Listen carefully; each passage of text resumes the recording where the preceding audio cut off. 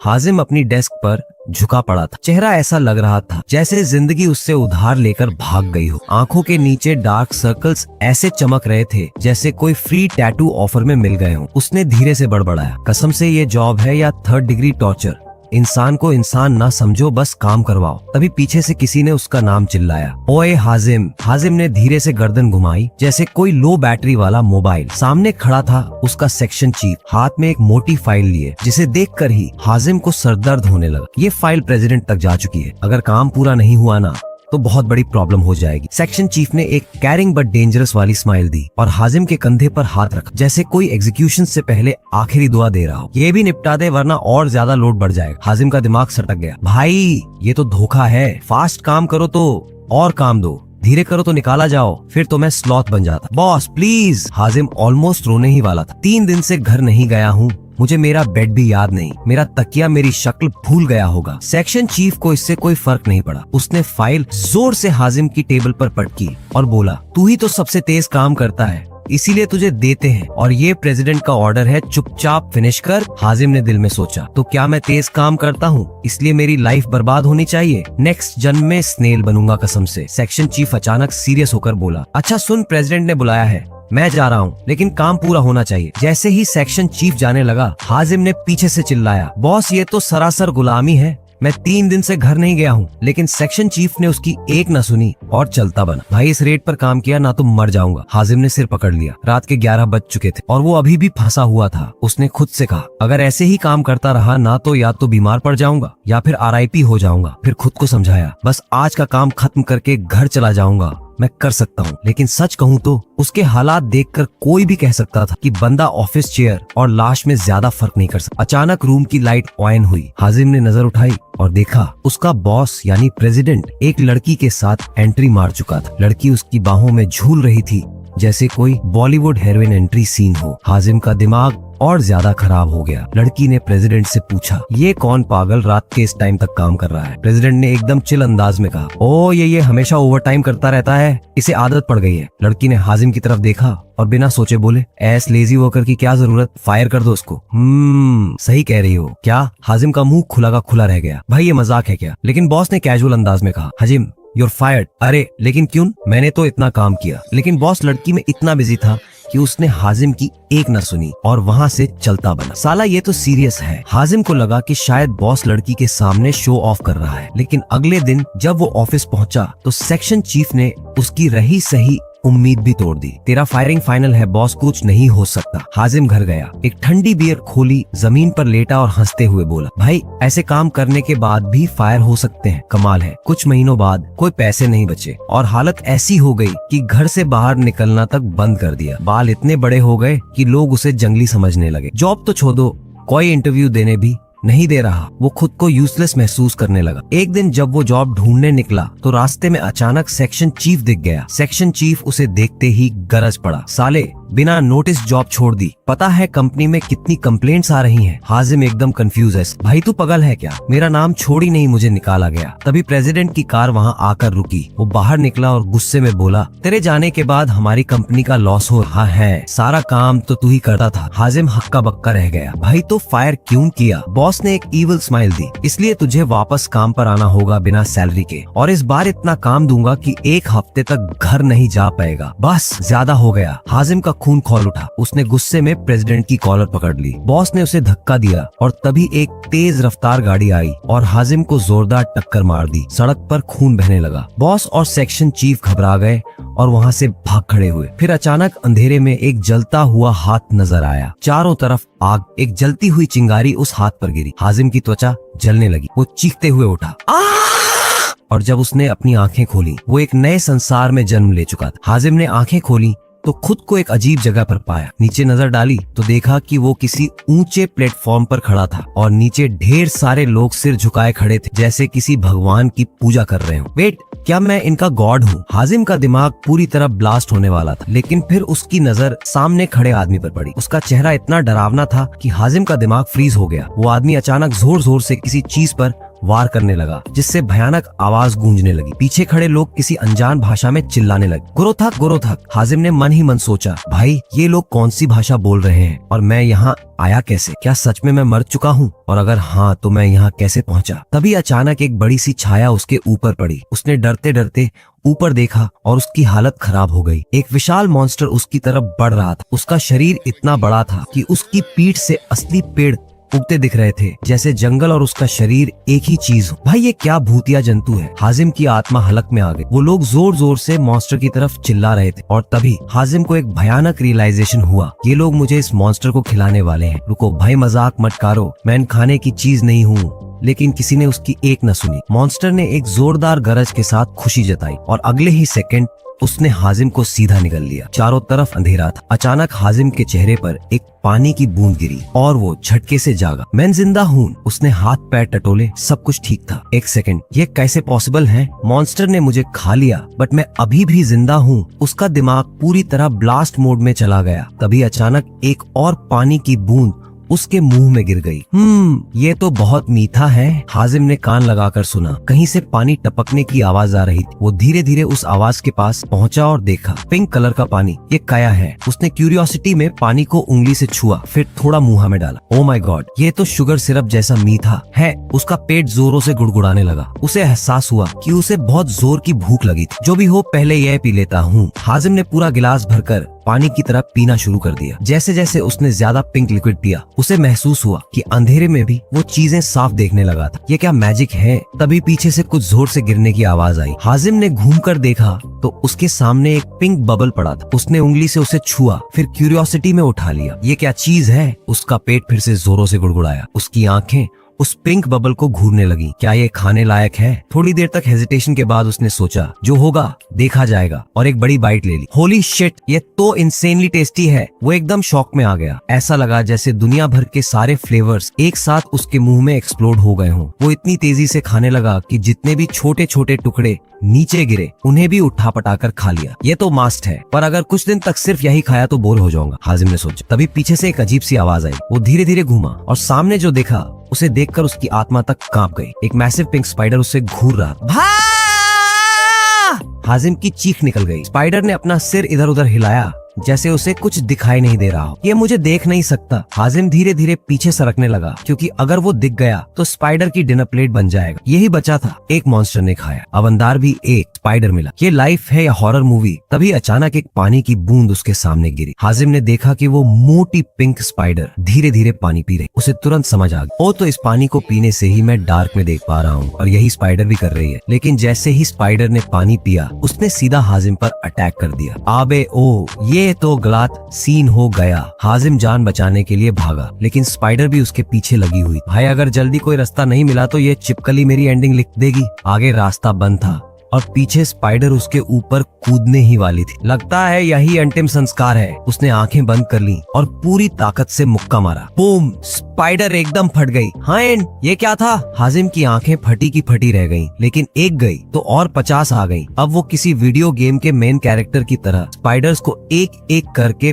पंच मारकर उड़ा रहा था। एक पंच, एक स्पाइडर RIP। भाई मैं तो हल्क बन गया। देखते देखते 50 से भी ज्यादा स्पाइडर्स मर चुकी थी, लेकिन और आती जा रही। ये कहां से आ रही हैं बे? हाजिम ने जमीन पर पड़ी पिंक कलर्ड वाटर की तरफ देखा और सोचा, शायद ये इसी पानी को पीने आ रही हैं। उसने एक स्पाइडर को सिर पर पंच मारा और गौर किया कि उसकी बॉडी बहुत सॉलिड थी, फिर भी वो एक ही पंच में उड़ गई। समझ गया, ये पिंक पानी मुझे ओपी स्ट्रेंथ दे रहा है। अब हर बार जब कोई स्पाइडर आती, हाजिम किसी और स्पाइडर के पीछे छुप जाता, लेकिन जैसे ही स्पाइडर पानी पीती, उसे एक्सरे विजन मिल जाता और वो सीधा हाजिम पर अटैक कर देती। भाई ऐसे तो लाइफ ही खत्म हो जाएगी। एक ही सोल्यूशन है, मॉन्स्टर के पेट से भागना। उसने पूरी ताकत लगाकर मॉन्स्टर के पेट पर जोर से घूंसा मारा, लेकिन कोई असर नहीं पड़ा। अरे यार, ये मॉन्स्टर का पेट है या 15 इंच थिक वॉल? इसी बीच एक और मोटी स्पाइडर पीछे से आ गई। अब हाजिम स्पाइडर से इतना बोर हो गया कि उसने आह भरते हुए सोचा, और कितनी आएंगी भाई? वो चारों तरफ मरी हुई स्पाइडर्स का पहाड़ देख रहा था। तभी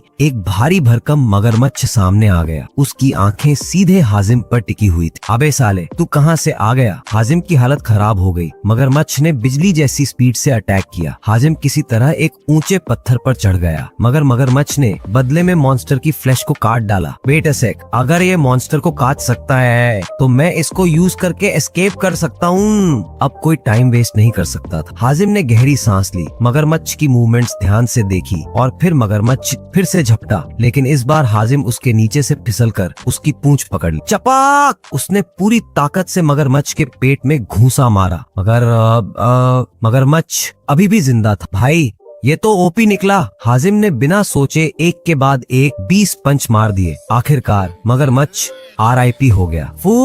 ये तो सीरियस फाइट था। हाजिम धम्म से बैठ गया, लेकिन अब उसकी भूख चरम पर थी। एक काम करता हूँ, इसका मीट खा के देखते हैं, शायद चिकन जैसा लगे। उसने मगरमच्छ शायद की बेली फाड़ डाली और अंदर से मीट निकालकर खाने लगा। ये तो लिटरल चिकन जैसा है, परफेक्टली जूसी। खाते खाते वो खुश होकर बड़बड़ाया, अगर सोया सॉस होता ना तो मजा ही आ जाता। तभी उसे मगरमच्छ के अंदर कुछ चमकता हुआ दिखा। अब ये क्या है? उसने उसे उठाया। वो एक छोटा गोल ऑनर्गन जैसा था। जैसे ही उसने उसे दबाया, उससे गोल्डन लिक्विड निकला, थोड़ा सा उसके मुंह में चला गया। ओ माय गॉड, ये तो स्पाइसी, सॉल्टी और स्वीट तीनों है। ये तो लेजेंडरी टेस्ट है। उसने तुरंत मगरमच्छ का मीट उस लिक्विड के साथ खाना शुरू कर दिया। ये तो लाइफ टाइम खाने लायक है, लेकिन दिक्कत ये थी कि ऑर्गन जल्दी खत्म हो गए। अरे यार, ये तो लिमिटेड एडिशन निकला। तभी एक ब्रिलियंट आइडिया आया। वेट, अगर क्रोकोडाइल के अंदर था तो क्या स्पाइडर्स के अंदर भी होगा? भाई अगर ऐसा हुआ ना तो आज तो जैकपॉट लग गया। वो तुरंत भागकर मरी हुई स्पाइडर्स के पास गया और एक का पेट चीर डाला। मिल गया। उसने वो छोटा सा ऑनर्गन खुशी से उठाया, जैसे उसने कोई ट्रेजर खोज लिया हो। ये तो लेजेंड टेस्ट है, कोई मिशेलिन स्टार शेफ भी इसके सामने फेल। इसके बाद कुछ दिनों तक मगरमच्छ का मीट और स्पाइडर के ऑनर्गन्स खाने के बाद हाजिम पूरी तरह सेटिस्फाइड। भाई इंसान दुनिया भर का खाना खा ले, पर जो ये है, इसकी टेस्ट ह्यूमन वर्ल्ड में कभी नहीं मिलेगी। हाजिम को अजीब सा महसूस हो रहा था, जैसे उसके अंदर कोई नई ताकत जाग गई हो। उसने हल्के से हाथ रखा मॉन्स्टर के पेट पर और जैसे ही हल्का सा प्रेशर डाला, मॉन्स्टर का पूरा पेट फट गया। अरे भाई ये क्या हो गया? हाजिम की आंखें फटी की फटी रह गईं। मॉन्स्टर दर्द से इतना जोर से चिल्लाया कि पूरी जगह हिलने लगी। वाह भाई, ये तो अर्थक्वेक मोड पे आ गया। मॉन्स्टर की चीख इतनी जोरदार थी कि हाजिम को अपने कान बंद करने पड़े। लेकिन तभी, अरे रुक, बैलेंस बिगड़ रहा है। अरे वो अपना बैलेंस खो बैठा और सीधा मॉन्स्टर के खुले हुए पेट में गिर गया। इनसाइड द मॉन्स्टर्स वुंड वो धड़ाम से पानी में गिरा। शिट, ये कहाँ आ गया? पानी एसिड तो नहीं था। अगर होता तो शायद अब तक RIP हो चुका होता। निकलना पड़ेगा यहाँ से। लेकिन जैसे ही उसने तैरने की कोशिश की, वो बार बार घूमने लगा। बाह, अरे भाई, ये ग्रेविटी का नया वर्जन है क्या? वो ऊपर जाने की कोशिश करता, लेकिन हर बार गोल गोल घूम जाता। उसे कुछ समझ नहीं आ रहा था। तभी उसने हाथ से मॉन्स्टर की फ्लैश में एक होल बना दिया और खुद को वहाँ लटका लिया। फिर उसे एक और आइडिया आया, अगर एक हल्का सा प्रेस से पेट फैट गया तो एक सॉलिड पंच में तो पूरा मॉन्स्टर ही बर्स्ट हो जाएगा। चल बेटा, देखते हैं तेरी स्ट्रेंथ का लेवल। हाजिम ने पूरी ताकत से घूंसा मारा। मॉन्स्टर फट गया और हाजिम सीधे बाहर आ गया। द न्यू वर्ल्ड जैसे ही बाहर आया, उसे खुला आसमान दिखा और फिर वो तेजी से नीचे गिरने लगा। नीचे नदी, जंगल और पहाड़ थे। अरे अब तो गया। धड़ाम! वो जमीन से टकराया, लेकिन कुछ नहीं हुआ। हैन, मेरा एक भी हड्डी नहीं टूटी। वो हैरान था, इतनी ऊंचाई से गिरकर भी एक खरोंच तक नहीं आई। उसने चारों तरफ देखा, घना जंगल, बहती नदी और चमकता सूरज। फाइनली मॉन्स्टर के पेट से बाहर आया। अब उसका एक ही मकसद था, इंसानों को ढूंढना। हाजिम खुश होकर चलने लगा, लेकिन तभी, अरे यार, ये फिर से स्पाइडर। उसे एक काली रंग की स्पाइडर दिखी। इसका कलर नॉर्मल स्पाइडर से डार्क है। ये नई स्पीशीज है क्या? तभी स्पाइडर ने अचानक उस पर अटैक कर दिया। हाजिम ने उसके पैर को पकड़ा और जोर से जमीन पर पटक दिया। RIP spider. अब उसे गोल्डन एग की याद आई, जो हर स्पाइडर के अंदर मिलता था। चल बेटा, देखते हैं इसके अंदर क्या है। उसने तुरंत स्पाइडर का पेट चेक किया, लेकिन हेन, ये तो खाली है। क्या ये अलग टाइप की स्पाइडर है, इसलिए इसका कलर डार्क था? अब उसने डिसाइड किया कि जहाँ से स्पाइडर आई थी उसी रास्ते को फॉलो करेगा। कुछ दूर जाने के बाद उसने एक इंसान को देखा जिसे कुछ स्पाइडर्स उठाकर ले जा रही थी। वो फौरन दौड़ा और सीधा एक स्पाइडर को घूंसा मारा। बूम! इंसान जमीन पर गिर गया बेहोश। लेकिन अभी भी स्पाइडर्स उसे खाने आ रही थी। नहीं भाई, इसको बचाना पड़ेगा। हाजिम ने जबरदस्त फाइट की और सारी स्पाइडर्स को उड़ा दिया। फिर एक मैसिव स्पाइडर सामने आई। शायद ये स्पाइडर्स की लीडर थी, लेकिन जितनी बड़ी थी उतनी ही स्लो थी। बस इतना ही, आजा तेरी भी छुट्टी। हाजिम ने आराम से उस स्पाइडर को भी फिनिश कर दिया। फिर फटाफट उसके पेट में गोल्डन एग ढूंढा। अरे यार, इसमें भी नहीं है। क्या पहली वाली स्पाइडर स्पेशल थी? तभी वो इंसान होश में आया। A new quest begins. भाई तू ठीक है? हाजिम ने पूछा। इंसान ने कांपते हुए कहा, थैंक यू, अगर तुम नहीं होते तो मैं मर जाता। हाजिम खुश हुआ कि इतने दिनों बाद किसी इंसान से बात कर पाया। ये सब स्पाइडर्स तुझे लेकर कहाँ जा रही थी? मैं मदद मांगने निकला था। हमारे विलेज का लीडर मर चुका है और अब हमें प्रोटेक्ट करने वाला कोई नहीं, और तुम तो इजीली इतनी स्पाइडर्स मार रहे हो, क्या तुम हमें हेल्प करोगे? हाजिम ने अपने हाथ देख, मेरे पास स्ट्रेंथ है तो क्यों ना यूज करूं। चल तू मुझे अपने विलेज ले चल। लेकिन जाने से पहले उसने सारी मरी हुई स्पाइडर्स को इकट्ठा करना शुरू किया। वो इंसान हैरान होकर देख रहा था। ये तो इतनी बड़ी स्पाइडर्स को एक हाथ से उठा रहा है। तभी एक मरी हुई स्पाइडर अचानक जिंदा हो गई और हाजिम पर झपटी। अरे तू तो मार चुकी थी। हाजिम ने फटाक से उसको मुंह पे लात मारी। स्पाइडर इंस्टेंटली RIP, लेकिन जमीन फट गई। हाजिम नीचे गिर गया और सीधा एक अजीब जगह में पहुंच गया। A new mystery. चारों तरफ अंधेरा था। ये कहाँ आ गया भाई? ये तो किसी मॉन्स्टर के पेट जैसा लग रहा है। उसने छेद करके बाहर निकलने की कोशिश की, लेकिन हर बार छेद अपने आप बंद हो जाता। अरे भाई, इससे तो जेल भी बेटर होती। अब कोई और रास्ता नहीं बचा था। मुझे अंदर जाके एक एग्जिट ढूंढना होगा। जैसे ही वो आगे बढ़ा, 2 रास्ते दिखे। उसने एक रास्ता चुना और चलता गया। थोड़ी दूर जाने के बाद वो एक खाली जगह पर पहुंचा। वहाँ सिर्फ एक कंकाल पड़ा था। भाई ये तो पूरा हॉरर मूवी वाला सीन हो गया। कंकाल के हाथ में एक किताब और पास में एक पुराना आईना पड़ा था। हाजिम ने आईने में झांका और जो देखा उससे उसकी चीख निकल गई। यह कौन है? हाजिम आईने में खुद को देखता ही रह गया। उसके चेहरे पर पिंक कलर की लाइंस थी। यह क्या बकवास है? मैंने ऐसे तो कभी नहीं दिखता था। उसका दिमाग घूम गया। उसने जल्दी से अपने पूरे शरीर को मिरर में देखा। मुझे क्या हो गया है? फिर उसने उस कंकाल की तरफ देखा जो जमीन पर पड़ा था। हाथ में एक पुरानी किताब। शायद ये बंदा भी एस्केप करने की कोशिश कर रहा था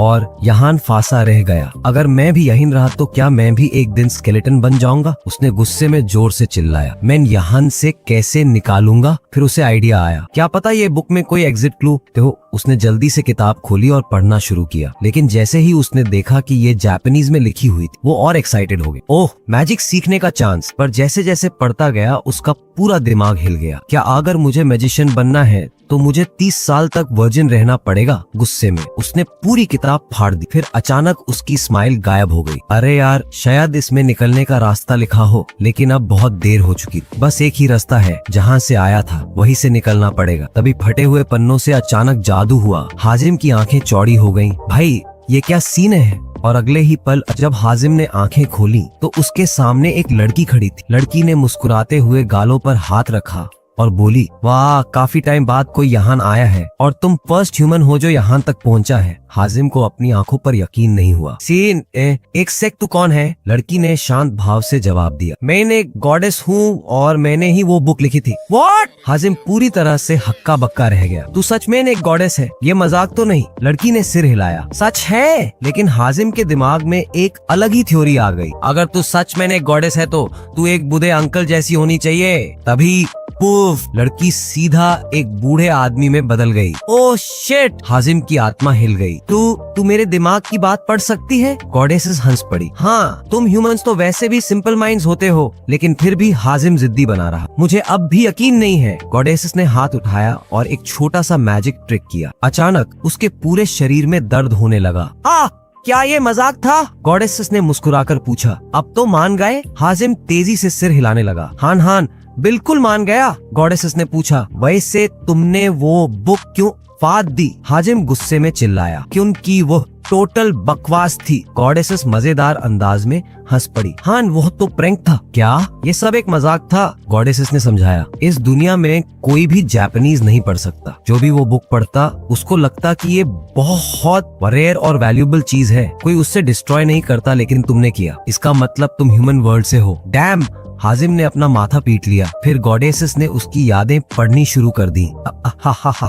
तू तो वो बच्चा है जो बेड पे सुसु करता था। हाजिम गुस्से से लाल हो गए। भाई यह के इस टाइप का एक्सपोजर है, ये नॉर्मल चीज है। ओके। गॉडेस अब सीरियस हो गई और पूछा, चलो बताओ तुम्हें क्या पावर चाहिए? पावर? हाजिम के दिमाग में एक्साइटमेंट आ गई। जो भी चाहिए वो मिलेगा, मजाक नहीं है ना? गॉडेसेस ने मुस्कुरा कर कहा। नहीं, जो भी मांगो मिलेगा। हाजिम ने बिना सोचे बोले, मुझे मैजिक चाहिए। गॉडेसेस ने उसकी तरफ देखा और बोली, ऑलराइट, पर एक कंडीशन है, एक गेम खेलेंगे, अगर जीत गए तो डबल पावर मिलेगी, हार गए तो फिर भी मैजिक मिलेगा। हाजिम ने मुस्कुराकर कहा, डील। गॉडेसेस ने समझाया, तुम्हें एक ऐसी जगह भेज दिया जाएगा जहाँ कुछ भी नहीं होगा, ना भूख लगेगी ना प्यास, बस जितना टाइम वहाँ रहो उतनी तुम्हारी स्ट्रेंथ बढ़ेगी। हाजिम ने सोचा, अगर ऐसा है तो मुझे एक मोबाइल चाहिए जो कभी डिस्चार्ज ना हो और अनलिमिटेड नेट। गॉडेसेस हंस पड़ी, बस इतना ही? हाँ, अगर टाइम वेस्ट करना है तो अच्छे से करेंगे। गॉडेसेस ने उसे एक ओपी मोबाइल दिया, इन्फिनिट बैटरी, अनलिमिटेड नेट, सब कुछ, 10 years ऑफ एंटरटेनमेंट। फिर हाजिम उस ब्लैंक स्पेस में चला गया जहाँ सिर्फ वो और उसका फोन था। पहले पबजी मैक्स लेवल तक खेला, फिर नेटफ्लिक्स की सारी सीरीज बिंज वॉच की, फिर वापस गेम लेवल्स मैक्स आउट किए। भाई मजा आ रहा है क्या है? और देखते देखते 10 साल बीत गए। गॉडेसेस ने कहा था, जितना टाइम यहाँ रहो उतनी स्ट्रेंथ बढ़ेगी। अब हाजिम इतना ओपी बन चुका था कि खुद को भी नहीं पहचान पा रहा था और अब वो बाहर जाने के लिए तैयार। ओ भाई, ये सच में बहुत टाइम बाद मुलाकात हो रही है। हाजिम ने लड़की को देखते ही कहा। चेहरे पर हल्की हैरानी थी। लड़की ने भौहें चढ़ाते हुए हल्की स्माइल के साथ जवाब दिया, अरे वाह, समझ गई मैं, तुम तो मुझे भूल ही चुके हो, है ना? 10 साल बीत गए और अब याद भी नहीं रहा। हाजिम थोड़ा घबरा गया। नहीं, ऐसी बात नहीं है, लेकिन तुम तो समर वेकेशन पर गई थी ना? लड़की ने सिर हिलाया। हाँ, और अब वापस आ गई हूँ। हाजिम ने कंफ्यूज होकर अपना फोन निकाला। ओह अच्छा, लेकिन रुको, मेरा फोन टाइम क्यों नहीं दिखा रहा? कितने घंटे हो गए? लड़की ने झटपट कैलकुलेशन किया और बिना पलक झपकाए बोली, लगभग 10 साल। क्या? हाजिमे की आंखें चौड़ी हो गईं। नो वे, मैं यहाँ 10 years तक कैसे रह सकता हूँ? लड़की ने कंधे उचका दिए, जैसे कि ये कोई बड़ी बात ही ना हो। चेक कर लो अपना फोन, देखो कितने घंटे एक्टिव रहा है। हाजिमे ने हाथ कांपते हुए फोन में टाइम देखा, 9016 आवर्स। वो एकदम साइलेंट हो गया। रुको, 9016 आवर्स मतलब? हाजिमे ने फटाफट दिमाग लगाया और फिर झट से बैठ गया। सच में 10 years? लड़की जोर जोर से हंसने लगी, जैसे किसी ने उसे दुनिया का सबसे मजेदार जोक सुना दिया हो। मैंने पहले ही कहा था, लेकिन तुमको यकीन ही नहीं हुआ। हाजिमे अब भी सदमे में था। मतलब मैंने सच में 10 years निकाल दिए, सिर्फ अपने फोन पर गेम खेलकर? लड़की ने सिर हिलाया और हल्की हंसी के साथ बोली, तुम आज भी वैसे ही ट्रबल मेकर हो जैसे पहले थे, कुछ भी नहीं बदला। फिर उसने हाजिमे को घूर कर देखा। वैसे तुमने ऐसा किया कैसे? यहाँ लोग 3 days से ज्यादा टिक ही नहीं पाते। कोई बोर हो जाता है, कोई फ्रस्ट्रेट होके भाग जाता है, लेकिन तुमने तो सीधा 10 years निकाल दिए। हाजिमे खुद भी सोच में पड़ गया। मुझे भी यकीन नहीं हो रहा। लड़की ने एक्साइटेड होकर ताली बजाई। खैर, बधाई हो, तुमने ट्रायल पास कर लिया। हाजिमे ने स्माइल, मतलब मैंने बस गेम खेलकर पास कर लिया? लड़की ने सिर हिलाया। यही तो, और अब रिवॉर्ड की बारी है। बताओ तुम्हें कौन सी पावर या मैजिक चाहिए? हाजिमे ने थोड़ा सोचकर कहा, मैं दुनिया का सबसे स्ट्रॉन्ग ह्यूमन बनना चाहता हूँ। लड़की ने चुटकी ली। ओह, कितना हम्बल विश है। हाजिमे ने भौहें चढ़ाई। इसमें हम्बल क्या है? लड़की हंस पड़ी। कुछ नहीं, डील फाइनल, तुम्हारी विश पूरी। तभी दोनों ने एक ही समय पर मुंह खोला, जैसे उनके दिमाग कनेक्ट हो चुके हों। हाजिमे ने चौंक कर सोचा, कहीं ये मेरा माइंड तो नहीं पढ़ रही। लड़की ने मुस्कुराकर आंखें बंद की और हाजिमे पर हाथ रखा। अचानक एक ब्राइट लाइट चमकी, जिससे हाजिमे की आंखें बंद हो गईं। जब उसने दोबारा आंखें खोली तो वो अपने पुराने वर्ल्ड में था। उसने इधर उधर देखा और मन ही मन सोचा, 10 years बाद वापस आया हूँ, पता नहीं अब यहाँ क्या क्या चेंज हो गया होगा। अब क्या करूँ? हाजिमे अपने हालात से निकलने का कोई तरीका सोच ही रहा था कि अचानक उसे याद आया, अब तो मैं दुनिया का सबसे स्ट्रॉन्ग ह्यूमन हूँ। रुको जरा, उसके दिमाग में एक और रियलाइजेशन आया, मुझे तो ये तक नहीं पता कि मैजिक यूज कैसे करना है। हाजिमे ने दोनों हाथ आगे किए, आंखें बंद की, फोकस किया और कुछ भी नहीं हुआ। शायद स्टाइल गलत है। उसने फिर कोशिश की। इस बार हाथ को गन की तरह मोड़ा, पीछे खींचा और फिर धाएं करने की एक्टिंग की। अब भी कुछ नहीं। फिर उसने हाथ ऊपर किया, आयरन मैन की तरह लेजर शूट करने की कोशिश। 0 रिजल्ट। हाजिमे का चेहरा अब पूरी तरह निराश हो चुका था। उसने कुछ सेकंड सोचा और फिर गुस्से में चिल्लाया, मैंने मैजिक यूज करने का तरीका पूछना ही भूल गया। गुस्से में उसने जोर से पैर पट और तभी क्रैक, उसने ऊपर देखा तो छत में एक छोटी सी दरार पड़ गई थी। उसकी आंखें चमक उठी। रुको, मैं यहाँ से बाहर निकल सकता हूँ। उसने जमीन में हाथ गड़ा दिए और पूरी ताकत से खुद को ऊपर खींचा। मिट्टी हटाते हटाते आखिरकार वो सतह पर पहुंच गया। ताजी हवा उसके चेहरे से टकराई। उसने गहरी सांस ली और आसमान की तरफ देखते हुए मुस्कुराया। ये दुनिया कितनी खूबसूरत है, वह बड़बड़ाया। खुला आसमान, ताजी हवा, नीचे तो ऐसा लग रहा था जैसे मैं जिंदा होते हुए भी मर चुका था। उसने नीचे की ओर देखा और सोचा कि वो अपनी ताकत के दम पर यहाँ तक पहुँचा है, लेकिन मैजिक अब भी मिसिंग था। काश वो लड़की दोबारा आए ताकि मैं उससे पूछ सकूं। तभी अचानक चिड़िया आसमान में उड़ने लगी, जमीन हिलने लगी जैसे भूकंप आ गया हो। हाजिमे ने तुरंत पीछे मुड़कर देखा और ओह शिट! दूर एक लोहे के जायंट मॉन्स्टर खड़ा था, वही मॉन्स्टर जिसके पेट में वो फंसा था। बेटा, अब तेरा क्या होगा? हाजिमे ने खुद से कहा। मॉन्स्टर के हाथों में कुछ चमकने लगा, जैसे वह गिर मैजिक कास्ट कर रहा हो। अचानक उसने जमीन पर आग लगा दी। हाजिमे ने नजरों के सामने पूरे इलाके को जलते देखा और बुदबुदाया, तो सबसे स्ट्रॉन्ग ह्यूमन बनने का मतलब सबसे स्ट्रॉन्ग बीइंग बनना नहीं था। अब उसे उस लड़की की बात समझ आ रही थी। बाकिस मॉन्स्टर ने गुस्से में दहाड़ मारी, जिससे आसपास की हर चीज उड़ने लगी। वो सिर्फ लड़ नहीं रहा था, बल्कि ऐसा लग रहा था जैसे कोई जबरदस्त टैंट्रम फेंक रहा हो। यार, ये तो पूरा ड्रामेबाज निकला। हाजिमे बुदबुदाया। उसने सोचा कि अभी इस मॉन्स्टर से भिड़ना बेवकूफी होगी, फिलहाल बचकर निकलना ही सही रहेगा। तभी उसकी नजर एक छत पर पड़ी जो आधी फट चुकी थी। हाजिमे ध्यान से देखने लगा और वेट, ये तो सच में किसी घर की छत है। उसने तुरंत उस ओर दौड़ लगाई और देखा कि वहाँ वही लड़का खड़ा था जिसे उसने स्पाइडर से बचाया था। लड़के की आंखें चमक उठी। ओह, तुम बच गए! तो इसका मतलब हाजिमे ने जो 10 साल वहाँ बिताए वो असल दुनिया में 1 सेकंड भी नहीं गुजरे थे। हाँ, किसी तरह बाहर निकल आया, हाजिमे ने जवाब दिया। फिर उसने लड़के से पूछा, तुम यहाँ क्या कर रहे हो? क्या तुम लोग इस मॉन्स्टर से गांव को बचाने की कोशिश कर रहे हो? लड़के ने सिर हिलाया। हाँ। हाजिमे ने जोर से सांस ली और कहा, ठीक है, चलो। और फिर वो तेजी से गांव की तरफ भागा, लड़के को अपने पीछे आने का इशारा करते हुए। जैसे ही हाजिमे गांव पहुंचा, उसकी नजर सबसे पहले उसी जगह पड़ी जहां मॉन्स्टर ने उसे निगल लिया। अब वहां सिर्फ आग की लपटें थी, पूरा इलाका जल रहा था, बिल्कुल परफेक्ट। अब यह जगह और भी वेलकमिंग लग रही है। हाजिमे ने खुद से ताना मारा। फिर उसे याद आया कि ओमिया ही वो लोग थे जिन्होंने उसे मॉन्स्टर को बलि के रूप में चढ़ा दिया था। अब वही लोग खुद जलते घरों में छुपे बैठे थे, कुछ जमीन पर बैठे रो रहे। Irony at its finest. हाजिमे ने ठंडी सांस, छुपने से कुछ नहीं होगा, यहाँ से भाग जाओ, उसने जोर से चिल्लाया। पर कोई हिला तक नहीं, सिर्फ घूर रहे थे। बिल्कुल वही एक्सप्रेशन, जैसे किसी ने भूत देख लिया हो। ये लोग मेरी बात नहीं सुनेंगे। हाजिमे ने धीरे से बड़बड़ाया, ठीक है, इनको बचाने का सिर्फ एक ही तरीका है, मॉन्स्टर को यहाँ से हटाना। हाजिमे ने अचानक जोर से चिल्लाया, ओए मॉन्स्टर, पेट कैसा लग रहा है अब? मॉन्स्टर तुरंत भड़क गया। गुर्राते हुए उसने जमीन पर जोर से पैर पटका और गुस्से में दहाड़ा। हाँ, सेंसिटिव टॉपिक हिट कर दिया। मॉन्स्टर पूरी स्पीड में हाजिमे की तरफ दौड़। चल बेटा,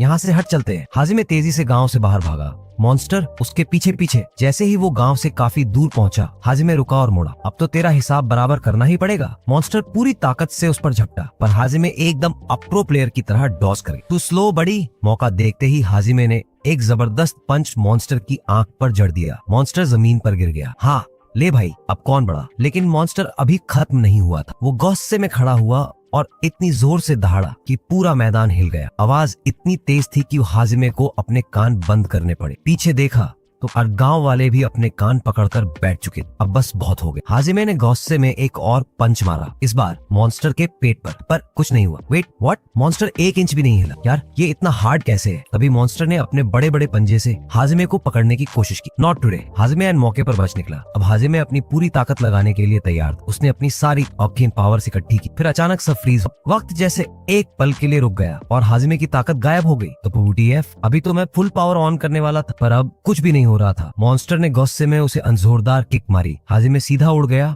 और एक पेड़ से टकराकर गिरा, पर उसे चोट नहीं आई। क्या चल रहा है? हाजिमे कंफ्यूज था। वो दोबारा उठकर अपनी ताकत को एक्टिवेट करने की कोशिश करने लगा, पर फिर वही फुल पावर ऑन होते ही ब्लॉक। अब तो हाजिमे सच में एक फ्रस्ट्रेट मर्स हो गया। क्या प्रॉब्लम है? हर बार मैं फुल पावर ऑन करता हूँ और हर बार कुछ नहीं। पर उसने हार नहीं मानी। नहीं, मुझे ये मॉन्स्टर हर हाल में हराना ही पड़ेगा। वो फिर से उठा और फिर से कोशिश की, पर फिर वही, मैं किसी इन्फिनिटी ग्लिच में फंस गया हूँ क्या? तभी मॉन्स्टर ने मैजिक अटैक चार्ज करना शुरू किया। हाजिमे ने खुद को माने एम्ब्रेस किया, बस अब तो गया। पर अटैक लगा और हाजिमे को कुछ भी नहीं। तभी वो लड़की दोबारा प्रकट हुई। उप्स, सॉरी मेरी गलती, लड़की ने कहा। अब तू कहाँ से आ गई? हाजिमे भड़क गया। बिना कुछ बोले लड़की ने हाजिमे का हाथ पकड़ा। अचानक उसके शरीर से पीली एनर्जी निकलने लगी। हो, ये क्या है? लड़की मुस्कुराई। ये असली मैजिक है, अब मॉन्स्टर को हराओ। हाजिमे ने अपनी नई पावर का इस्तेमाल किया और मॉन्स्टर को एक झटके में उड़ा दिया। यो, आई डिड इट। पर तभी उसके शरीर पर बनी नीली लकीरें धीरे धीरे गायब होने लगी। ये क्या था? हाजिमे ने लड़की से पूछा। लड़की ने जिस आंखें घुमाई। कितनी बार समझाऊं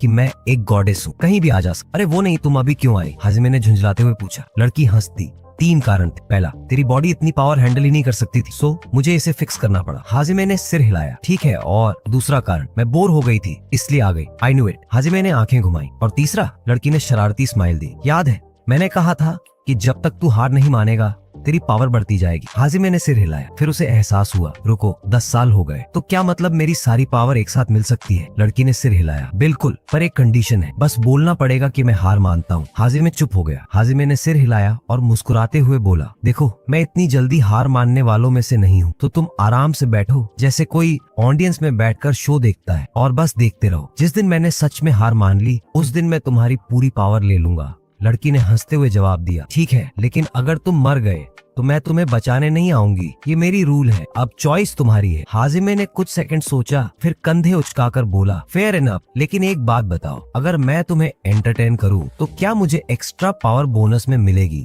लड़की ने शरारती मुस्कान दी। बिल्कुल, जितना ज्यादा मजेदार बनाओगे उतना ज्यादा मैं तुम्हें ब्लेस करूंगा। तभी एक गांव का लड़का दौड़ता हुआ आया और हांफते हुए बोला, तुमने लॉर्ड को हराया, सही? इस रीजन में है गांव वाले मॉन्स्टर को लॉर्ड कहकर बुलाते थे। हाजिमे ने सिर हिलाया। हाँ, वही बड़ा वाला मॉन्स्टर। लड़का इतनी मेरा इमोशनल लॉस हो गया कि हाजिमे का हाथ पकड़कर रोने लगा। थैंक यू सो मच, तुमने हमें बचा ली। ये देख हाजिमे को अपना पुराना बॉस कौन याद आ गया। वो कितना भी मेहनत करता लेकिन कभी उसे थैंक यू तक नहीं मिला, पर अब पहली बार कोई उसे सच में थैंक यू बोल रहा था। ये सोचकर हुस के चेहरे पर मुस्कान आ गई। लड़के ने कहा, चलो गांव चलो, सब तुम्हारा इंतजार कर रहे हैं। हाजिमे और लड़का गांव की तरफ चल दी। रास्ते में हाजिमे को अजीब लगा कि लड़के को लड़की दिख ही नहीं रही थी। तुम्हें वो दिख नहीं रही? हाजिमे ने पूछा। लड़की हंस दी। तो क्या हो सके, इस दुनिया में सिर्फ तुम मुझे देख सकते हो। लड़का चौंक कर बोला, तुम किससे बात कर रहे हो? हाजिमे ने जल्दी से कहा, ओ किसी से नहीं, चलो गांव चलते। हाँ, गांव का हाल देखकर हाजिमे सन्न रह गया। कुछ लोगों की मौत हो चुकी, घर खाक हो चुके थे। लोग एक दूसरे से लिपट कर रो रहे थे, पर उनके चेहरों पर एक अजीब सा सुकून भी था। गांव का लड़का हाजिमे की तरफ मुड़ा और बोलने लगा, हम हर महीने एक इंसान मॉन्स्टर को बलि में देते थे ताकि वो हमें छोड़ दे। हर महीने एक इंसान। हाजिमे ने हैरानी से दोहराया। हाँ, जब तक वो एक इंसान खा लेता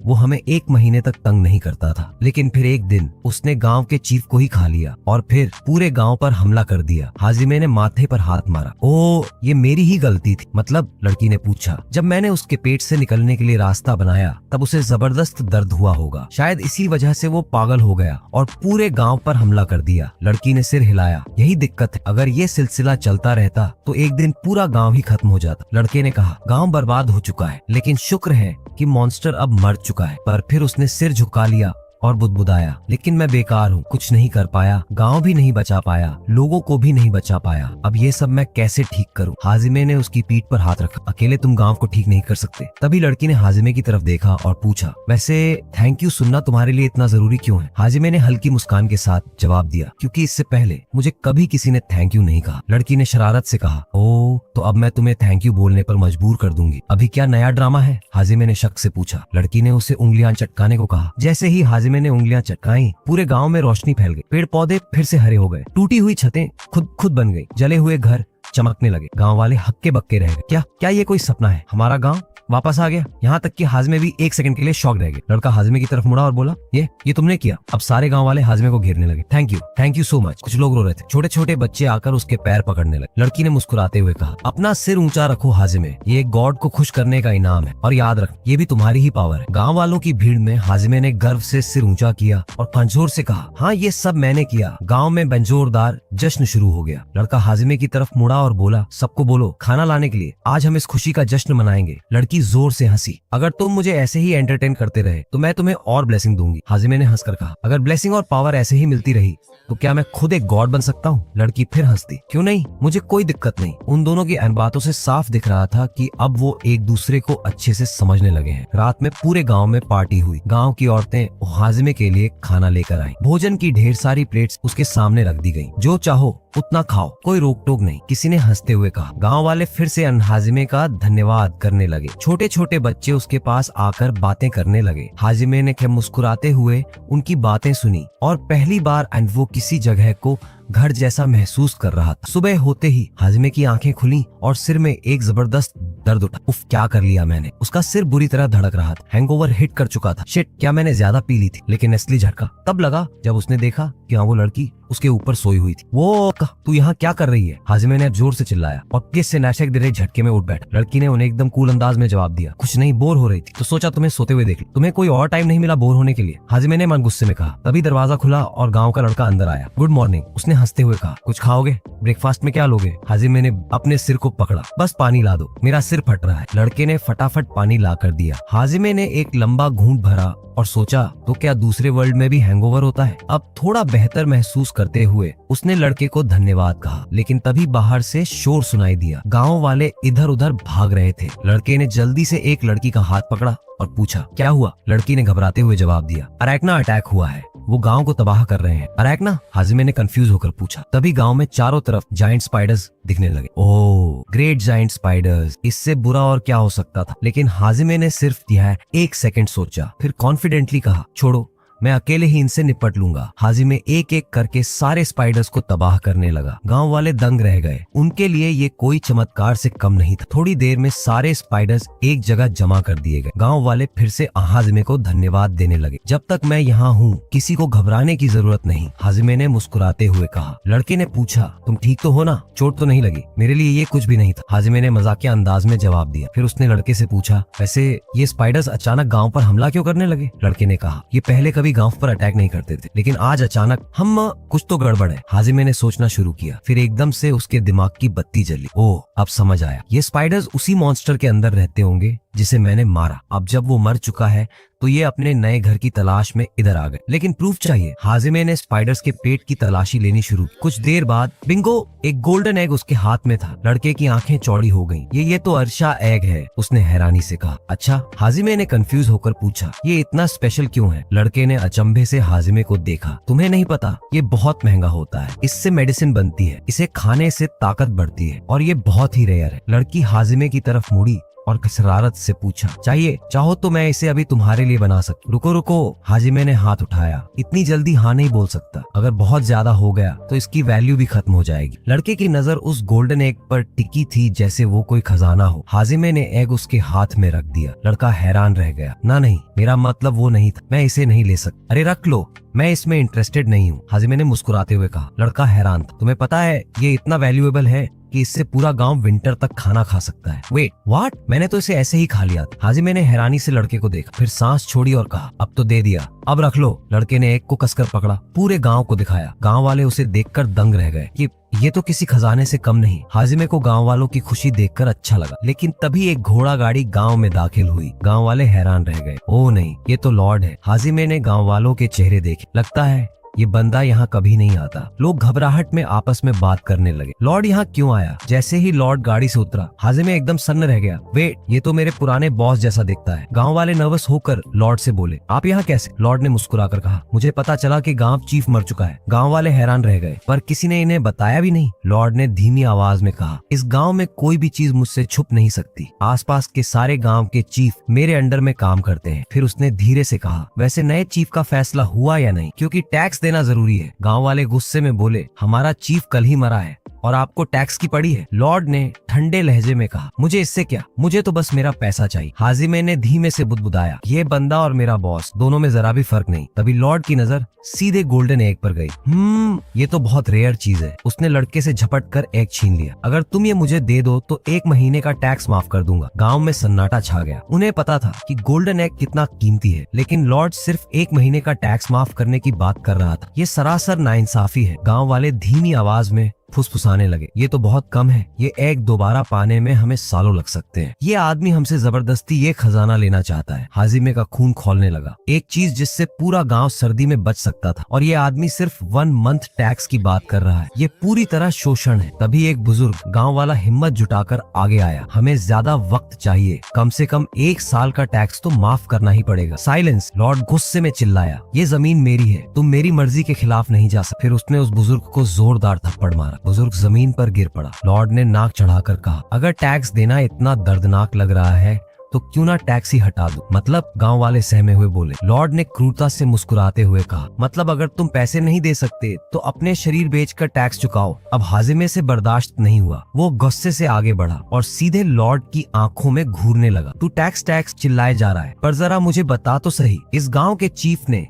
तेरे साथ कॉन्ट्रैक्ट में क्या लिखा था? हाजिमे ने बुजुर्ग को सहारा देकर खड़ा किया। लॉर्ड ने हिकारत भरी हंसी हंसते हुए कहा, एक बाहरी इंसान को मैं कोई जवाब क्यों दूं? अगर तू बता नहीं सकता तो इसका मतलब ये कॉन्ट्रैक्ट फर्जी है। हाजिमे ने शांत मगर ठोस आवाज में कहा। लॉर्ड का चेहरा गुस्से से लाल हो गया। तू कौन होता है मुझसे सवाल करने वाला? लेकिन फिर उसने कॉन्ट्रैक्ट की सच्चाई बताने का फैसला किया। मैंने इन्हें एक जिम्मेदारी दी थी, लॉर्ड ने गर्व से कहा। हाजिमे ने भौहें चढ़ाई। कैसी जिम्मेदारी? गाँव में रहना, मेरी हर बात मानना, बिना किसी सवाल के मेरे हर आदेश का पालन करना। अगर किसी ने मुझसे असहमति जताई तो उसे गांव छोड़ना पड़ेगा। हाजिमे को घिन आ गई, ये तो गुलामी है। और फिर हाजिमे का मजबूत मुक्का सीधा लॉर्ड के चेहरे पर पड़ा। लॉर्ड हवा में उछलकर दूर जाकर गिरा। गांव वाले स्तब्ध रह गए। लॉर्ड के पीछे खड़े सैनिक कांपने लगे, लेकिन इससे पहले कि वे कुछ कर पाते, हाजिमे ने एक झटके में सबको गिरा दिया। तुम लोगों की हालत तो उन स्पाइडर्स से भी बुरी है। हाजिमे ने मजाक उड़ाया। पर तभी, रुको, मैंने क्या कर दिया? हाजिमे को एहसास हुआ कि उसने बहुत बड़ी गलती कर दी है। अब ये गांव वाले मुसीबत में पड़ जाएंगे। मैंने सिर्फ गुस्से में आकर पंच मार दिया, लेकिन ये आदमी इस पूरे इलाके का लॉर्ड है। अब तो गांव वालों पर और ज्यादा टैक्स लग सकता है। मेरे कारण अब ये और मुश्किल में फंस जाएंगे। लेकिन गांव वालों ने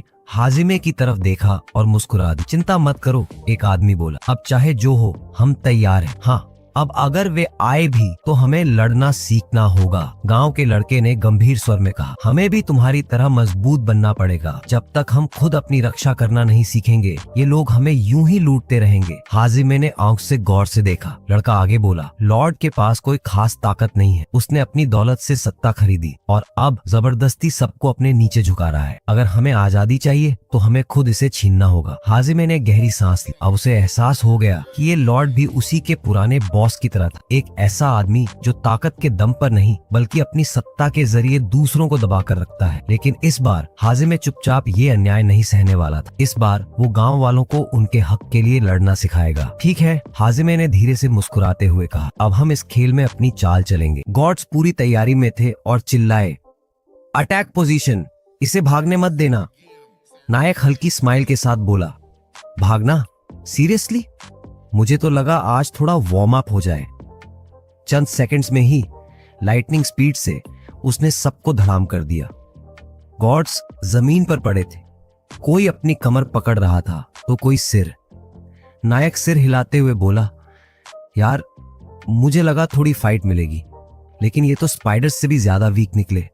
वो थोड़ा रुकता है, लंबी सांस लेता है और सोचता है कि उसने क्या कर दिया। एक पावरफुल इंसान को हरा दिया, मतलब अब इसका गुस्सा सीधा इन मासूम विलेजर्स पे निकलेगा। इसे रोकने के लिए उसे कुछ बड़ा करना होगा। वो आगे देखता है और पूरा विलेज खुशी में डूबा हुआ है। लोग चीयर कर रहे हैं, कोई तालियां बजा रहा है तो कोई खुशी के मारे उछल रहा है। तभी एक एल्डर, जो शायद यहाँ का लीडर था, उसके पास आता है और बोलता है, क्या तुम हमारी हेल्प करोगे? हम इस आदमी से आजाद होना चाहते हैं। अगर तुम हमारी मदद करोगे तो हम लाइफ टाइम ग्रेटफुल रहेंगे। नायक सोच में पड़ जाता है। फ्रीडम आइडिया बुरा नहीं है। अभी तक ये लोग प्रोटेक्शन के नाम पर टैक्स भरते आ रहे थे, लेकिन असल में इन्हें कोई सेफ्टी मिली ही नहीं। अगर ये लोग खुद स्ट्रॉन्ग हो जाएं, तो किसी फेक लीडर की जरूरत ही नहीं होगी। नायक खुद से सोचता है, शायद यही सही तरीका है। बहुत सी जगहों पर विलेजर्स खुद ग्रो करके अपने लीडर चुनते हैं। अगर ये लोग भी एकजुट हो जाएं और अपना खुद का स्ट्रॉन्ग सिस्टम बनाएं, तो इनका फ्यूचर सेफ रहेगा। थोड़ी देर बाद नायक सभी गिरे हुए गॉड्स को बांध देता है, यहाँ तक कि उस लॉर्ड को भी जिसे उसने हराया था। तभी वो लॉर्ड अचानक बोल उठता है, कितना चाहिए? नायक शॉक्ड होकर देखता है, बाय क्या? लॉर्ड सीरियसली उसकी तरफ देखता है और कहता है, जो भी अमाउंट मांगोगे मैं रेडी हूँ, बस मुझे छोड़ दो। नायक को यह सुनकर हंसी आ जाती है। ये आदमी अपनी फ्रीडम खरीदना चाहता है। वो हल्के अंदाज में मुस्कुराते हुए बोलता है, रिहाई का सौदा? हा हा, मजेदार है, लेकिन ये तो मेरे माइंड में था ही नहीं। तभी गांव के एक बुजुर्ग बीच में बोल पड़ते हैं, बेटा, बड़े लोग जब फंसते हैं तो गोल्ड की थैली सामने रख देते हैं। ये ट्रिक हमेशा से चलती आई है। नायक हल्की स्माइल देता है, फिर लॉर्ड को देखता है और सोचता है अब इसे कैसे हैंडल किया जाए। नायक को समझ नहीं आ रहा था कि आखिर उसे इस आदमी की रिहाई के लिए कितनी रकम मांगनी चाहिए, या फिर मांगनी भी चाहिए या नहीं। अगर उसे अपनी प्राइड को सेटिस्फाई करना होता तो वो कोई बहुत बड़ी डिमांड रख सकता था, लेकिन अगर उसने पैसे ले भी लिए तो क्या वो सच में इस सिचुएशन को बदल पाएगा? इससे न तो उसकी पोजीशन सुधरेगी और न ही इस आदमी की फितरत, क्योंकि अगर यह आदमी किसी भी तरह से यहां से निकल गया तो वो फिर से गांव वालों पर अत्याचार करेगा। इसका घमंड पूरी तरह से तोड़ना ही असली जीत होगी। तभी नायक के दिमाग में एक आइडिया आया। यहां की करेंसी क्या है? उसने डीन से पूछा। डीन ने उसे इस दुनिया का सबसे छोटा नोट बताया। अब नायक ने तय कर लिया था उसका फिरौती अमाउंट बस एक नोट होगा। जैसे ही उसने ये अनाउंस किया, लॉर्ड के चेहरे का रंग उड़ गया। एक नोट? सीरियसली? गांव के बुजुर्गों को भी ये बात समझ नहीं आई। इतनी छोटी रकम? ये लड़का आखिर क्या करने की सोच रहा है? लॉर्ड अंदर ही अंदर चिढ़ गया, लेकिन उसने सोचा कि अगर उसे वाकई आजाद होना है तो एक नोट देकर निकल जाना ज्यादा सही रहेगा। गुस्से में भुनभुनाते हुए वह शांत हो गया। इस बीच कहीं और एक देवी इस पूरे ड्रामे को देख रही थी। एक नोट? उसने इतनी छोटी फिरौती क्यों रखी? असल में नायक का प्लान बहुत सिंपल था। या तो वह आदमी इतना गुस्सा होगा कि उससे अपमान महसूस होगा, या फिर वह जान बचाने के लिए चुपचाप पैसा चुका देगा। लेकिन देवी को यह डील कामयाब लगती नहीं थी। नायक ने मन ही मन सोचा, मैं ऐसे लोगों को अच्छी तरह जानता हूँ। यह आदमी एक लालची और घमंडी इंसान है। उसके लिए उसकी पब्लिक इमेज सबसे ज्यादा जरूरी है। अगर उसने सिर्फ एक नोट में अपनी रिहाई कबूल कर ली तो इसका मतलब होगा कि उसने अपनी इज्जत खुद ही मिट्टी में मिला दी। तभी एक गांव वाला दौड़ता हुआ आया। रुको, वो लॉर्ड कई देर से चिल्ला रहा है कि वो एक नोट देने के लिए तैयार है, जल्दी से उसे छोड़ दो। नायक मुस्कुराया। बिल्कुल वैसा ही हुआ जैसा मैंने सोचा था। उसका प्लान काम कर गया था। ये आदमी बस टैक्स कलेक्ट करने में माहिर था, लेकिन खुद अगर थोड़ी भी तकलीफ झेलनी पड़े तो 1 मिनट भी सरवाइव नहीं कर सकता। जब नायक उस जगह पहुंचा जहां लॉर्ड कैद था तो वह घुटनों पर बैठकर रोने जैसा हो रहा था। प्लीज मुझे छोड़ दो, नायक ने ठंडे स्वर में कहा। कोई प्रॉब्लम नहीं, मैं तुम्हें छोड़ दूंगा, बस पहले वह एक नोट दे दो। लॉर्ड गुस्से में चिल्लाया, मैं एक नोबल हूँ, मेरे पास ऐसी छोटी रकम की कोई कॉइन नहीं है। तो फिर? नायक ने हंसते हुए पूछा। मुझे अपने परिवार से वो नोट मंगवाना पड़ेगा। अब नायक को और भी मजा आने लगा। अच्छा, अब चालाक बनने की कोशिश कर रहा है। उसने लॉर्ड की ओर देखा और पूछा, तुम्हें पता भी है कि तुम किस सिचुएशन में हो? तुम्हारी जेब में एक भी रुपया नहीं, फिर तुम कैसे पेमेंट करोगे? लॉर्ड ने कुछ देर सोचा और फिर धीरे से कहा, मैं एक प्रॉमिसरी नोट लिख सकता हूँ। गांव वाले चौंक पहुंच गए। Promissory note? नायक ने सिर हिलाया। ठीक है, अगर तुम एक प्रॉमिसरी नोट लिख देते हो तो मैं तुम्हें छोड़ दूंगा। लॉर्ड को यह सुनकर राहत मिली। अगर यही करना था तो पहले ही बोल देते। नायक का चेहरा बिल्कुल शांत था, लेकिन अंदर ही अंदर वह एंजॉय कर रहा था। उसने ओडोन की ओर देखा और पूछा, तुम्हारे पास कोई पेपर है? हाँ है, तो एक पेन भी दो। ओडोन ने मुंह टेढ़ा कर लिया। नहीं दूंगा। नायक ने डीन की ओर देखा। भाई, एक पेन तो खरीदना पड़ेगा। डीन ने ठंडी सांस ली और कहा, बुरा मत मानना, पर शहर जाकर पेन लाने में पूरे 7 दिन लगेंगे, तो फिर तो हमें यही वेट करना पड़ेगा। थोड़ी देर बाद नायक ओडोन को देखता है और कहता है, थोड़ा इंतजार कर लो, मजा अभी बाकी है। कुछ देर बाद नायक ने ओडोन को एक पॉकेट नाइफ पकड़ाया। ये क्यों दे रहे हो? ओडोन ने संदेह से पूछा। रिलैक्स, वो इतना स्ट्रांग नहीं है कि इसका इस्तेमाल कर पाए। फिर उसने ओडोन से कहा, शहर जाकर सबको बता दो कि उनके लॉर्ड के पास एक सिंगल बिल तक नहीं है अपनी आजादी खरीदने के लिए। कुछ समय बाद लॉर्ड को छोड़ने का समय आया। ठीक है, अब एक पेपर लो और यह डील साइन करो। लॉर्ड ने घबराते हुए पेपर उठाया। अब नायक को यकीन था, इंडिपेंडेंस की असली शुरुआत अब होगी। जैसे ही नायक ने चाकू उठाया, चारों तरफ हलचल मच गई। अब ये क्या करने वाला है? सबके दिमाग में यही सवाल था, लेकिन उसने बस अपने ही गार्ड्स को आजाद करने के लिए ऐसा किया था। सब थोड़ा कंफ्यूज थे, मगर उन्होंने विरोध नहीं किया, खासकर क्योंकि लॉर्ड के पास तो अपना खून निकालकर साइन करने तक का मौका नहीं था। उसे किसी और का खून चाहिए था। इसलिए नायक ने एक गार्ड की रस्सियां काट दी और उसके हाथ की उंगली हल्की सी काट कर उसी खून से कॉन्ट्रैक्ट साइन करवाया। साइन होते ही नायक ने पेपर उठाया और उसे गांव के बुजुर्ग को सौंप दिया। लेकिन बुजुर्ग ने झिझकते हुए कहा, कम से कम एक बार ठीक से चेक कर लो, कहीं ये आदमी कोई चाल ना चल रहा हो। नायक मुस्कुराया। रिलैक्स, अगर ये धोखा दे भी रहा है तो हम पूरे शहर में फैला देंगे कि इनका लॉर्ड इतना गरीब है कि वो एक छोटे से फिरौती अमाउंट तक का पेमेंट नहीं कर पाया। आखिरकार नायक ने लॉर्ड को रिहा कर दिया। वो अपने रथ में बैठा और गुस्से से लाल होकर चिल्लाया, मैं लौटूंगा और इस बार बदला जरूर लूंगा। नायक ने हल्की मुस्कान के साथ कहा, कोई टेंशन नहीं, अगली बार आओगे तो शायद फिरौती और भी सस्ती कर दूं। बुजुर्ग पीछे से आया और कॉन्ट्रैक्ट को गौर से देखते हुए बोला, ये प्रॉमिसरी नोट वाकई में काफी होगा। उसने कुछ देर पेपर को ध्यान से देखा है और फिर समझ आया, ये कॉन्ट्रैक्ट अब गांव के लिए एक सुरक्षा कवच की तरह काम करेगा। क्या वो सच में हमला नहीं करेगा? बुजुर्ग ने चिंता जताई। नायक ने आत्मविश्वास से जवाब दिया, अरे उसके लिए उसकी पब्लिक इमेज सबसे ज्यादा मायने रखती है। सोचो, अगर ये बात चारों ओर फैल गई कि वो इतना गरीब था कि अपनी खुद की रिहाई के लिए एक नोट तक नहीं चुका सका, तो उसका क्या होगा? दूसरे लॉर्ड्स तक उसे बेइज्जत करेंगे और अगर वो जिद पर अड़ गया तो हमारे पास ये पेपर है जो उसकी पोल खोल देगा। अब गांव वाले भी समझ गए थे, एक छोटा सा नोट जो आज कुछ नहीं था, कल हमारे लिए बहुत बड़ा हथियार बन सकता है। गांव वालों ने खुशी खुशी नायक का सम्मान किया, लेकिन अब उनका असली फोकस था पैसे इकट्ठे करना और सच में आजादी हासिल करना। कुछ समय बाद नायक जंगल से गुजर रहा था। चलते चलते उसने महसूस किया कि उसके बाल काफी बड़े हो चुके थे, अब इन्हें काटना पड़ेगा। तभी अचानक देवी उसके पास प्रकट हुई और तंज कसते हुए बोली, इंसान कितने इनकन्वीनियंट होते हैं। मुझे तो कभी बाल काटने की टेंशन नहीं होती। जब चाहूं बढ़ा सकती हूँ, जब चाहूं छोटा कर सकती हूँ। फिर उसने मजाकिया अंदाज में कहा, और वैसे भी आदमी जब 30 पार कर जाते हैं तो गंजे होने लगते हैं। नायक का चेहरा उतर गया। अरे यार, ये क्या अनल की बात कर रही हो? लेकिन तभी देवी ने हाथ उठाया और कहा, कोई चिंता मत कर, मैं तुम्हें एक नया आशीर्वाद देती हूँ, अब तुम कभी गंजे नहीं हो। नायक ने झट से उसकी ओर देखा और धन्यवाद बोल दिया, मानो उसने कोई बहुत बड़ी प्रॉब्लम सॉल्व कर दी हो। पर तभी वो एक अजीब एहसास पेश महसूस करता है, कोई मॉन्स्टर पास ही है। उसने मुड़कर देखा, एक विशाल मकड़ी। एक पल भी बर्बाद किए बिना वो उछला और एक जबरदस्त किक मारी, जिससे मकड़ी जमीन पर गिर गई। लेकिन ये वो मकड़ी नहीं थी जिसे वो ढूंढ रहा था। नायक झुंझलाकर बोला, भाई कोई काम की चीज मिलेगी भी, या ऐसे ही जंगल में एक्सरसाइज करता रहूं? देवी ने धीरे से कहा, दरअसल वो मोती जो तुम ढूंढ रहे हो उसकी कुछ खास कंडीशंस होती हैं। कैसी कंडीशंस?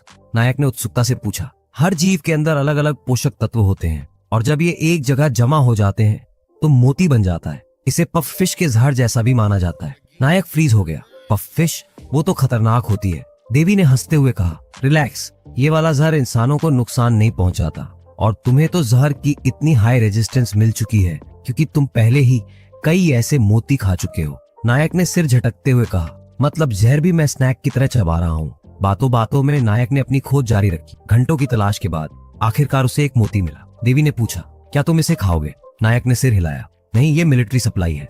गांव को आजाद करना है तो उन्हें हथियार और सुरक्षा की जरूरत पड़ेगी। देवी ने नायक को ध्यान से देखा और सोचा, ये इतना कॉन्फिडेंट क्यों है और ये मैजिक यूज क्यों नहीं कर रहा? शायद इसे समझाने के लिए नायक ने अचानक एक ऊर्जा घोला तैयार किया और जंगल में दाग दिया। एक बड़ा धमाका हुआ और जंगल का एक अच्छा खासा हिस्सा तबाह हो गया। देवी चौंक गई। तुम्हें अपना ही मैजिक कंट्रोल करना नहीं आता? नायक ने सिर झुका लिया। हाँ, बेसिकली मैं पावरफुल हूँ पर हैंडल नहीं कर सकता। देवी ने गहरी सांस ली। इंसान सच में मुश्किल होते हैं। जिज्ञासावश नायक ने देवी से पूछा कि क्या वो अपने जादुई शक्तियों को पूरी तरह नियंत्रित कर सकती है। चूंकि उसने देवी की क्षमताओं पर थोड़ा संदेह किया था, इसलिए देवी ने सोचा कि चलो इसे सही तरीके से ताकत का कंट्रोल सिखाते हैं। उसने अपनी जादुई ऊर्जा को सीधा नायक की छाती की ओर केंद्रित किया। रुको, इंसानों पर अपनी शक्ति का प्रयोग मत करो, नायक ने घबराते हुए कहा। देवी हल्के से हंस दी और अपनी ऊर्जा वापस खींच ली। नायक ने झुंझलाकर कहा, कम से कम बेकार चीजों पर अपनी शक्ति तो बर्बाद मत करो। पर तभी एक और विशाल मकड़ी सामने आ खड़ी हुई। अब ये इतनी मकड़ियां क्यों आ रही हैं? नायक झल्लाया। देवी ने कंधे उचकाकर जवाब दिया, क्योंकि तुमने इनके घोंसले को तबाह कर दिया है। अच्छा, अब समझा। अब नायक ने सोचा कि क्यों न अपनी जादुई ऊर्जा को नियंत्रित करने की कोशिश मतेनी की जाए। इसके लिए उसने एक नल फॉसेट की कल्पना की जिससे वो धीरे धीरे बंद कर रहा हो, यानी अपनी शक्ति को नियंत्रित कर रहा हो। यह सुनकर देवी ने सिर हिलाया। हम सही कहा, ताकत को नियंत्रित करना भी कुछ वैसा ही है, लेकिन इसके लिए मकड़ी को थोड़ा धीमा करना जरूरी था क्योंकि वो काफी आक्रामक थी। नायक ने ध्यान केंद्रित किया। शक्ति उसके हाथ की हथेली में इकट्ठी होने लगी और फिर उसने सीधा मकड़ी पर वार किया। मकड़ी का कवच चकनाचूर हो गया, लेकिन नायक खुद भी झटके से हवा में उछला और जमीन पर गिर पड़ा। उसने सिर उठाकर देखा, मकड़ी के हजारों टुकड़े हवा में बिखर गए और कुछ टुकड़े तो उसके ऊपर भी गिर गए। कितना घिनौना। वो तुरंत पास की नदी में नहाने चला गया। कुछ देर बाद नायक देवी से बात कर रहा था। तभी उसने महसूस किया कि उसके बाल फिर से काफी बढ़ चुके थे। अब तो इन्हें काटना ही पड़ेगा। उसने चाकू निकाला और बाल काटना शुरू किया, लेकिन जैसे ही एक बाल जमीन पर गिरा, वो जोरदार धमाके के साथ फट गया। नायक चौंक कर पीछे हटा। ये क्या था? देवी ने मुस्कुराते हुए कहा, तुम्हारे बालों में जादुई ऊर्जा भरी हुई है। ये तो मैंने तुम्हें पहले ही बता देना चाहिए था, अब बता रही हो। देवी ने समझाया, तुम इस दुनिया में एक अनियमित हो, इसलिए तुम्हारी बॉडी की बायोलॉजिकल एनर्जी भी दूसरों से अलग है। नायक ने कुछ सोचा और फिर एक गजब का आइडिया आ गया। उसने दौड़कर जंगल के अंदर प्रवेश किया और कई राक्षसों को अपनी ओर आकर्षित किया। जब सभी राक्षस एक विशेष स्थान पर इकट्ठे हो गए, तब उसने एक बाल का टुकड़ा जमीन पर रखा और तेजी से पीछे हट गया। एक राक्षस ने उस बाल पर पैर रखा। पूरा इलाका धमाके से गूंज उठा। सारे राक्षस एक ही झटके में उड़ा दिए गए।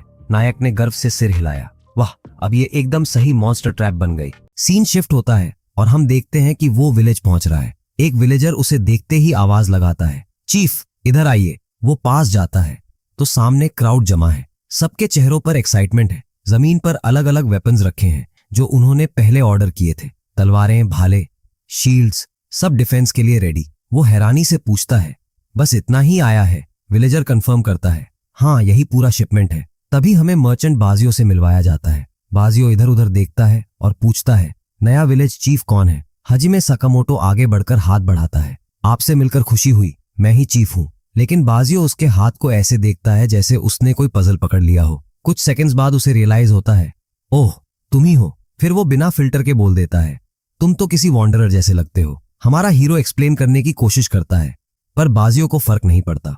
वो साफ बोल देता है, मुझे बस पेमेंट से मतलब है। थैंकफुली ट्रेड स्मूथली चलता है। हीरो चारों तरफ पड़े वेपन्स को देखता है और कहता है, जो ऑर्डर किया था सब आ गया, मेरे लिए यही काफी है। लेकिन जब हाजिमे ने वेपन्स को थोड़ा ध्यान से चेक किया तो उसके चेहरे का एक्सप्रेशन धीरे धीरे बदल गया। बाहर से सब शाइनी लग रहे थे, पर पास से देखने पर क्वालिटी उतनी स्ट्रांग नहीं थी जितनी एक्सपेक्टेड थी। विलेजर हैरान होकर पूछता है, क्या हुआ चीफ? हाजिमे सीधा जवाब नहीं देता, बस मर्चेंट की तरफ देखता है। मर्चेंट तुरंत सफाई देता है, इतनी मैसिव क्वांटिटी में वेपन्स लाना आसान नहीं था।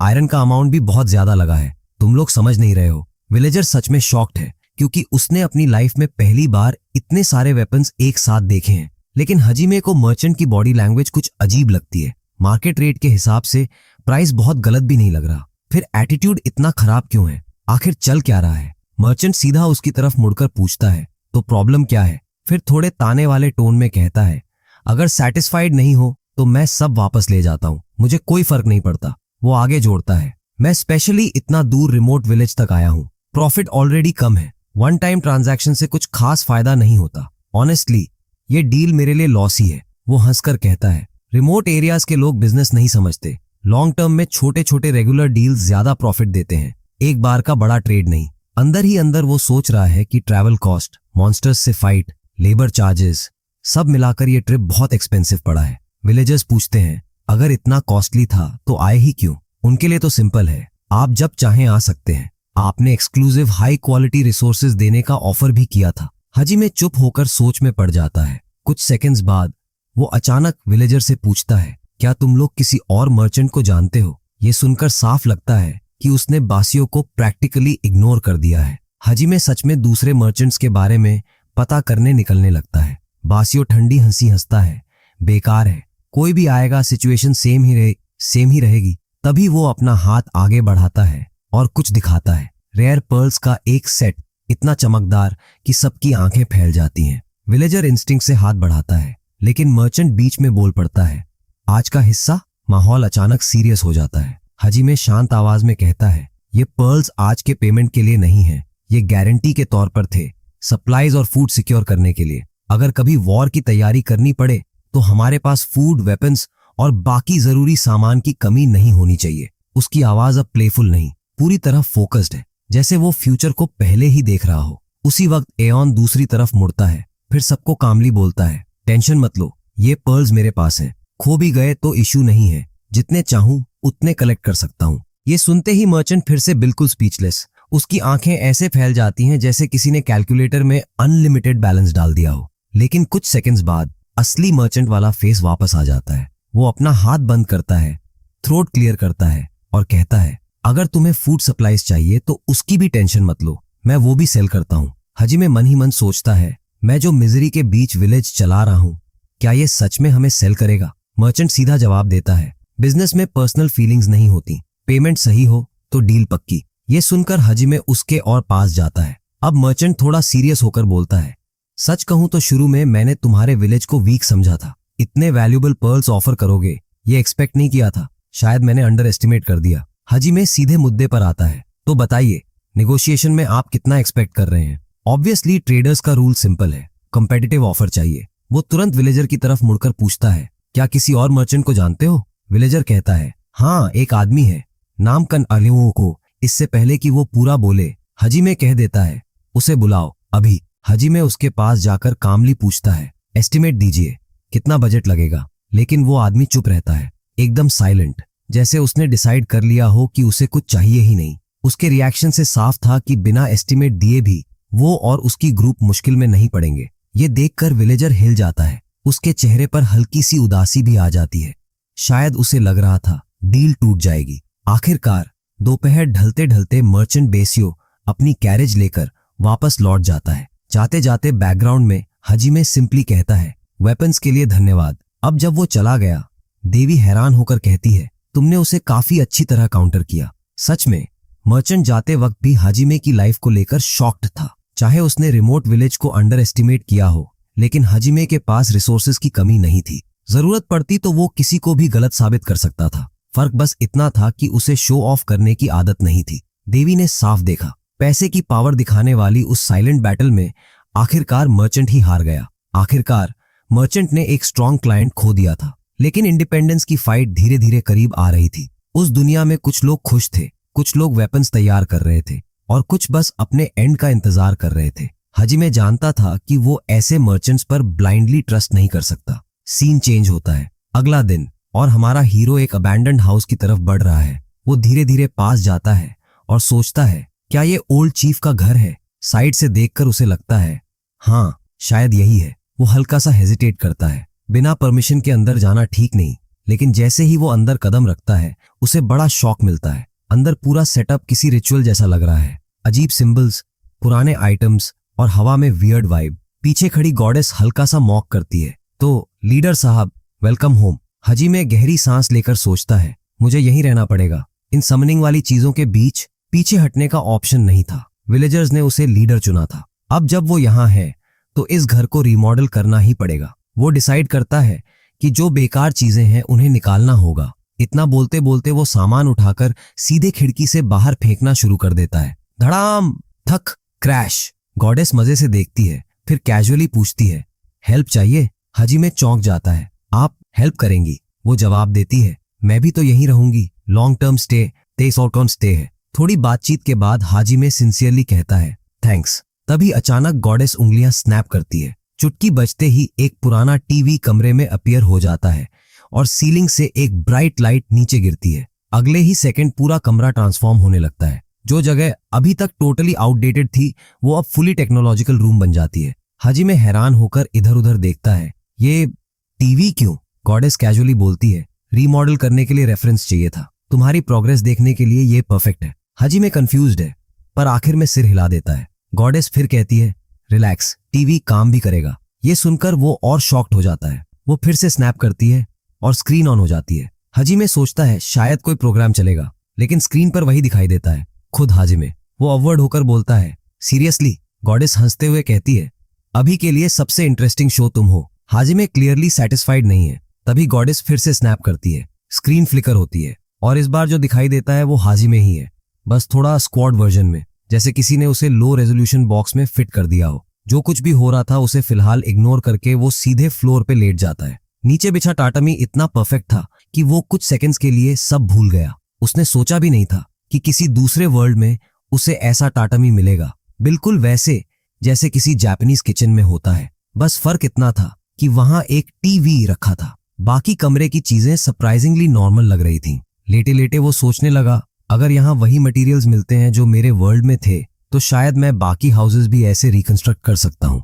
लेकिन फिर खुद को रोकता है, ये सब बाद में, अभी प्रायोरिटी है नया मर्चेंट। इस वक्त उसे सब प्रिपेयर करना है ताकि किमोनो यहाँ सेफली अराइव कर सके।